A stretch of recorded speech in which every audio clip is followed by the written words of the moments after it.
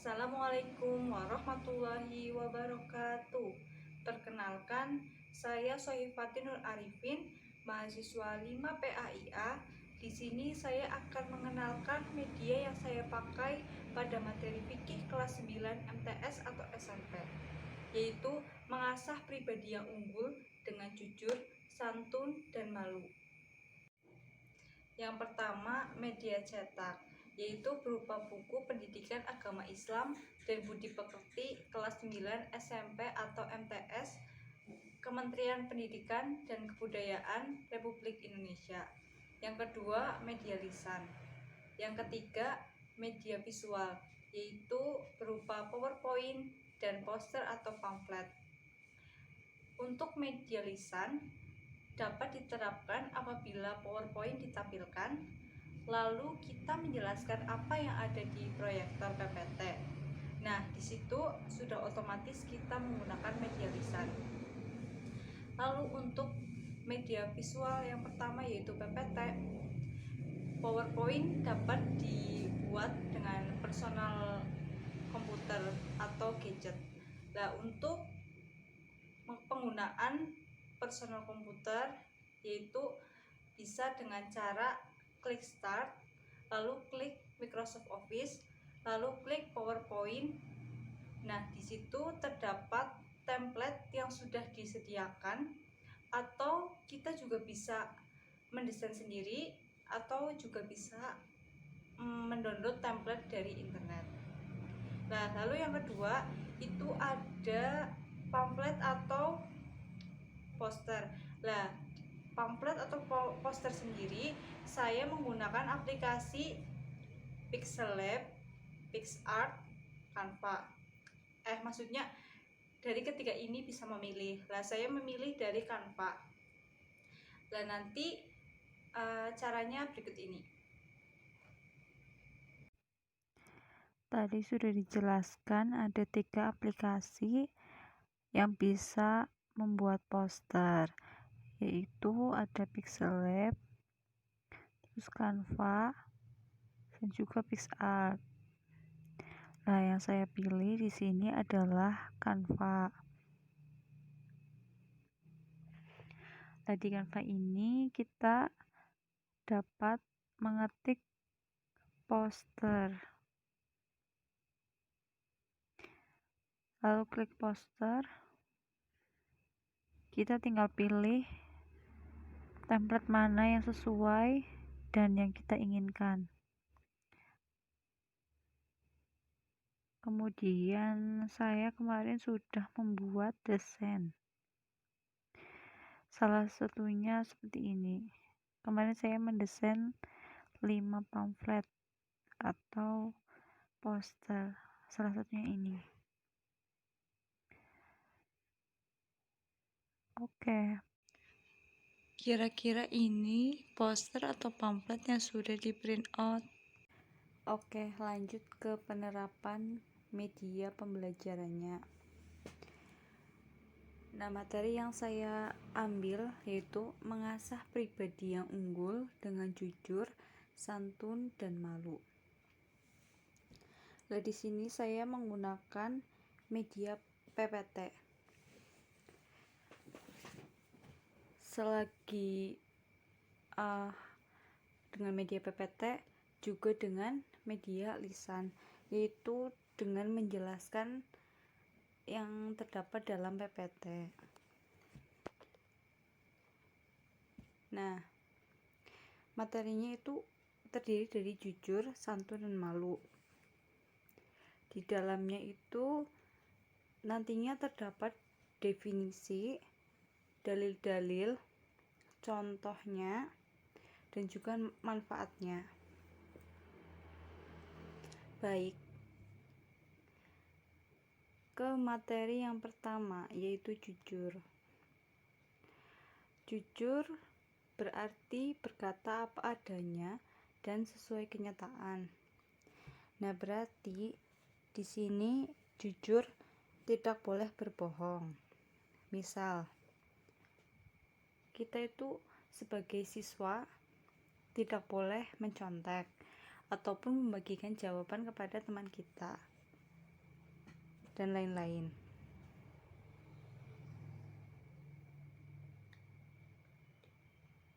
Udah tadi dijelaskan. Lalu ada dalilnya.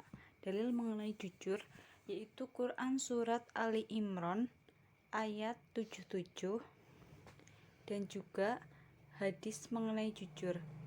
Nah, hadis mengenai jujur di sini adalah dalam hadis ini dikatakan bahwa kejujuran akan membimbing kepada kebaikan dan kebaikan akan membimbing ke surga.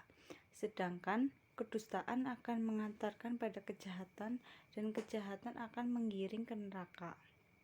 Dalam hadis tersebut berarti jujur itu akan membimbing kita ke kebaikan. Maksudnya dapat menggiring kita ke surga, yaitu melakukan hal-hal yang baik. Sedangkan kedustaan atau kebohongan itu dapat mengantarkan kita ke kejelekan, yaitu nerakanya. Lanjut ke ada lagi Quran surat Al-Ahzab dalilnya, yang berarti wahai orang-orang yang beriman, bertakwalah kamu kepada Allah dan ucapkanlah perkataan yang benar.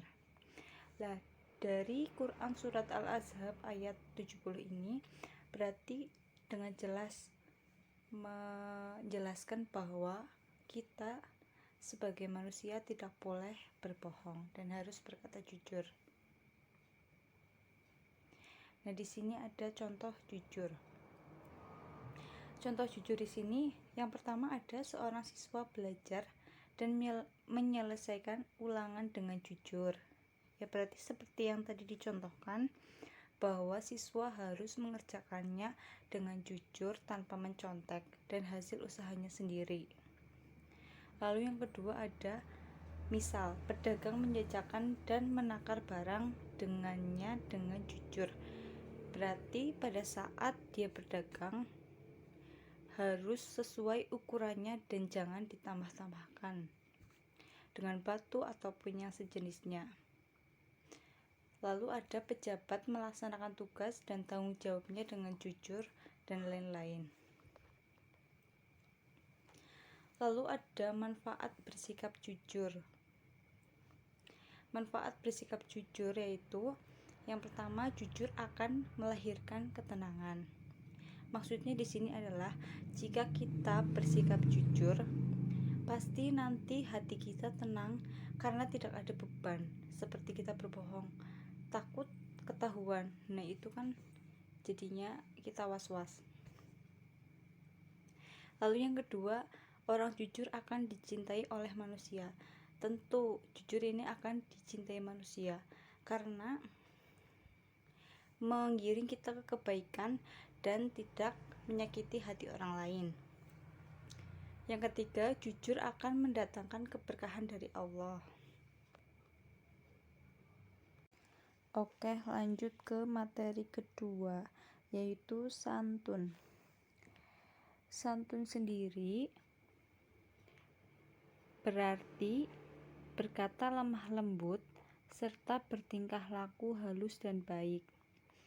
Ketentuan seseorang akan terlihat dari ucapan dan tingkah lakunya. Maka dari itu, santun mencakup dua hal, yaitu santun dalam ucapan dan juga dalam perbuatan. Nah, santun dalam ucapan berarti bertutur kata yang baik dan tidak berkata kotor. Lalu dalam perbuatan berarti dalam kegiatan sehari-harinya. Adapun contoh dari sikap santun yaitu 1. Menyapa teman dengan ucapan Assalamualaikum sambil tersenyum. Yang kedua, menghormati kakak kelas dan menyayangi adik kelas. Yang ketiga, mematuhi tata tertib sekolah, menghormati bapak ibu guru dan staf TU dan lain-lain.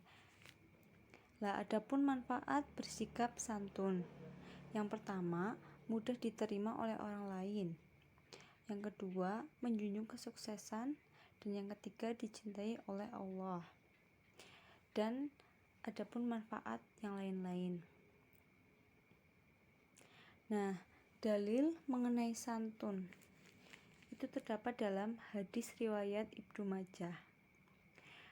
Dari Ibnu Abbas bahwa Nabi bersabda kepada Al-Asy'ad Al-Asri, sesungguhnya dalam dirimu terdapat dua sikap yang dicintai Allah, yaitu sifat santun dan malu. Nah, dari hadis ini jelas dijelaskan mengenai santun. Lalu ada di dalam dalil Quran surat Al-Baqarah ayat 83, yaitu, dan ingatlah ketika kami mengambil janji dari Bani Israel, janganlah kamu menyembah selain Allah dan berbuat baiklah kepada kedua orang tua, kerabat, anak-anak yatim, dan orang-orang miskin, dan bertutur katalah yang baik kepada manusia, laksanakanlah sholat dan tunaikanlah zakat. Tetapi kemudian kamu berpaling mengingkari kecuali sebagian kecil dari kamu dan kamu. Pembangkangan.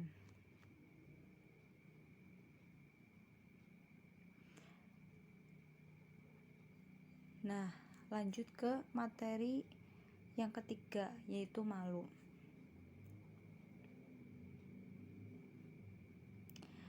Nah, definisi malu di sini adalah menahan diri dari perbuatan jelek, kotor, tercela, dan hina. Sifat malu merupakan sifat bawaan dan juga bisa dari hasil latihan. Namun dengan demikian, untuk menumbuhkan rasa malu perlu usaha, niat, ilmu, serta pembiasaan. Rasa malu merupakan bagian dari iman karena dapat mendorong seseorang untuk melakukan kebaikan dan mencegah kemaksiatan. Nah, di sini malu itu bisa seperti ini. Malu dalam hal berpakaian. Misal perempuan seluruh tubuh kecuali muka dan telapak tangan. Jika laki-laki itu dari bagian pusar sampai siku-sikunya, seperti itu. Lalu adapun dalil mengenai malu. Nah, ini hadis riwayat Muslim dari Abu Hurairah dari Nabi SAW. Beliau bersabda, Iman adalah pokoknya, cabangnya ada 70 lebih, dan malu termasuk cabangnya iman. Hadis riwayat Muslim. Lah, adapun manfaat dari sifat malu. Yang pertama, mencegah dari perbuatan tercela. Yang kedua, mendorong berbuat kebaikan.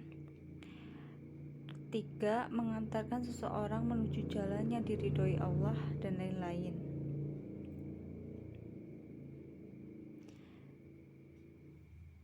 Nah, itu penyampaian materi dari Bu Guru. Setelah itu, lanjut ke kelebihan dan kekurangan masing-masing media. Yang pertama, media lisan. Kelebihannya, media ini sudah digunakan oleh guru sejak dulu. Kemudian praktis, tidak memerlukan biaya, dan tidak repot dalam penerapannya. Kekurangannya, peserta didik akan mudah bosan sehingga mereka tidak fokus dan mengantuk. Yang kedua, media visual, yaitu PowerPoint dan pamflet atau poster. Yang pertama, PowerPoint. Kelebihannya, materi yang disampaikan nantinya tersampaikan dengan jelas dan tidak membosankan. Kekurangannya, media ini harus didukung LCD proyektor serta komputer yang pada umumnya sekolah belum menerapkannya. Yang kedua, pamflet atau poster. Kelebihannya yaitu akan menarik perhatian siswa, lalu dapat dipasang dan ditempel di mana saja. Kekurangannya, memerlukan biaya untuk mencetak, lalu mudah robek dan membutuhkan kreativitas guru yang tinggi. Mungkin itu saja yang dapat saya sampaikan. Kurang lebihnya mohon maaf. Terima kasih. Wassalamualaikum warahmatullahi wabarakatuh. Semoga bermanfaat.